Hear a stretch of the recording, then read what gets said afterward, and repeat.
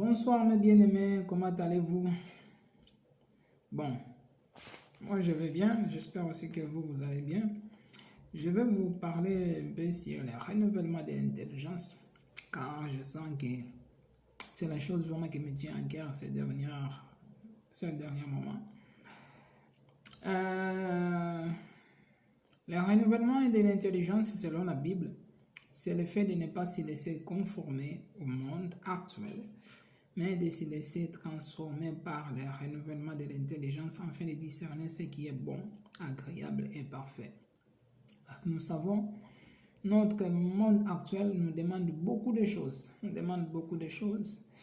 Et il y a tellement de distractions que si tu ne t'attelles pas à te distinguer un peu, à t'écarter, passer du temps dans la présence de Dieu, passer du temps dans la parole de Dieu, à se plonger vraiment dans les Écritures pour se laisser renouveler, donc tu vas avoir du mal à tenir le coup.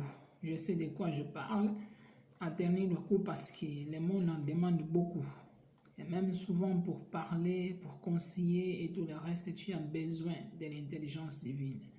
Et tant qu'enfant de Dieu, et tant qu'une personne qui soupire manifester Christ, donc tu dois être vraiment attelé dans la parole, demander que le Seigneur vraiment puisse t'aider à être renouvelé. Et dans la parole, le Saint-Esprit t'aidera.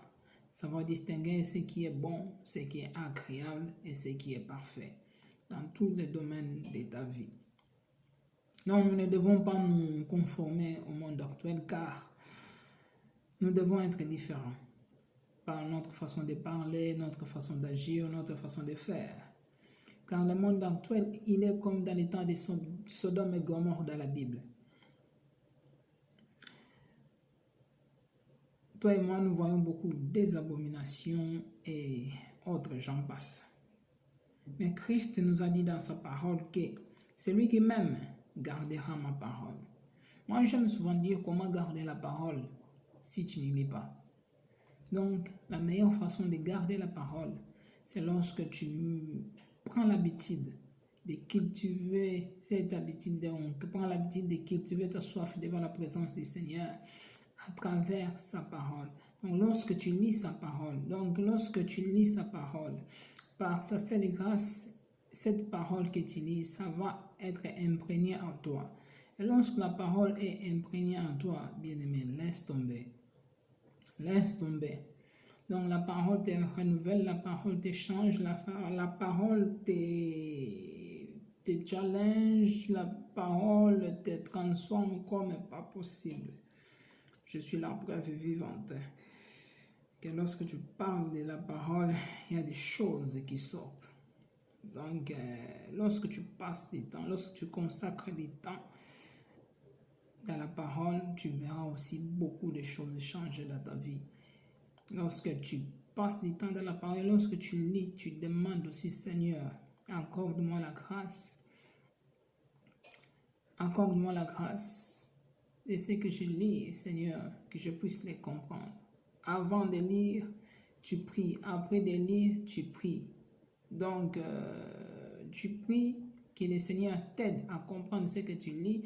Et lorsque tu finis, tu remercies le Seigneur de ce qu'il va t'expliquer encore davantage. Même lorsque tu ne comprends pas, moi, mon père spirituel, on me disait toujours, même lorsque tu ne comprends pas, c'est pas grave. Le Saint-Esprit lui-même, dans un moment important, elle t'expliquera. S'il t'explique là, gloire à Dieu. S'il t'explique après, gloire à Dieu. Mais toi, tu lis. Fais de cela dans ton habitude, car l'habitude crée les caractères et les caractères créent la destinée. Et c'est ton caractère qui influencera ta destinée. Si tu as un mauvais caractère, ta destinée aussi sera affectée. Si tu as un bon caractère, le caractère de Christ, donc Christ influencera aussi ta destinée dans le bon sens. Alors, demeure abondamment béni.